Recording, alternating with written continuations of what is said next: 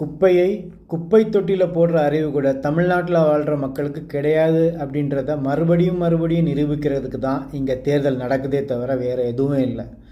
உங்கள் ஊரை சுற்றி நடக்கிற எல்லா அழிவுக்கும் இழிவுக்கும் காரணமானது இதுவரைக்கும் திரையை நம்பி அரசியலை பார்த்ததுனால மட்டும்தான். அது இன்றைக்கி இருக்கிற இளைய சமுதாயம் இல்லை, இதுக்கு முன்னாடி இருந்த இளைய சமுதாயம்.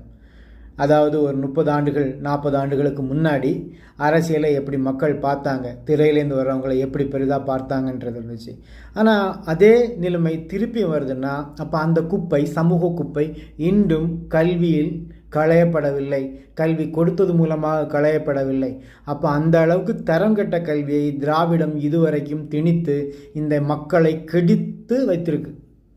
இது கொடுத்து கெடுத்ததில் பெரிய சாதனையாக இருக்கலாம். ஆனால் இந்த கொடுத்து கெடுத்த கதையை தாண்டி மக்கள் உங்களுக்கு சுய சிந்தனையோடு யோசிக்கிறதுக்கு எவ்வளோ வாய்ப்பு இருக்குது. இன்றைக்கி நீங்கள் வாங்குகிற எல்லா பொருட்களுடைய விலைகள் எவ்வளவு கூடியிருக்கு.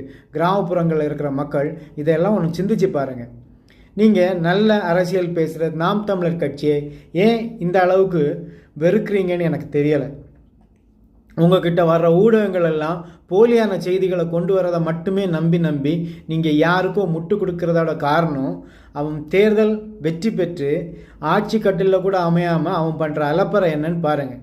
இதே தான் திராவிட கட்சிகள் பண்ணிக்கிட்டு இருந்து. இதுக்கு எந்த மாற்றி தாவேக்கா. இவன் புதிய திராவிட கட்சி, அதே ஈர வெங்காயத்தை இவன் தூக்கிட்டு நடக்கிறான்.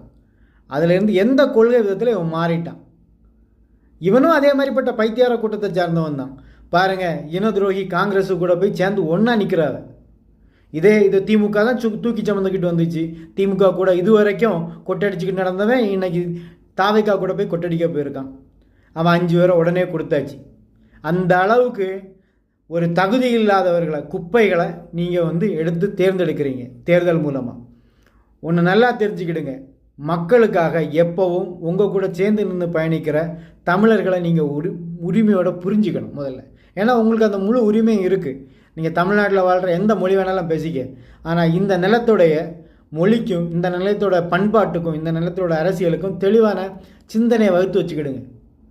இங்கே நீங்கள் ஒருத்தர் வெற்றி பெற்றுட்டாருன்னா நல்லா நின்று விசிலடிக்கலாம், தப்பே கிடையாது.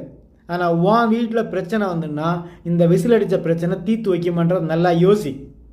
அது திரையிலேருந்து வந்தாலும் சரி, எந்த மறைவிலேருந்து வந்தாலும் சரி. குறிப்பாக தமிழ் மக்கள், தமிழ் பேசுகிற, தமிழ் தாய்மொழியாக கொண்ட தமிழ் மக்கள் திரையில், அதாவது இருட்டில் உங்கள் தலைவனை தேடவே தேடாதீங்க.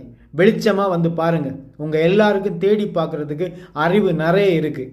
அந்த அறிவை பயன்படுத்துங்க. இல்லைன்னா தமிழை தெரிஞ்சுக்கிட்டாவது வாக்களிங்க. தாய்மொழி தமிழை வச்சுக்கிட்டாவது தாய்மொழியை தெரிஞ்சுக்கிட்டு வாக்களிங்க.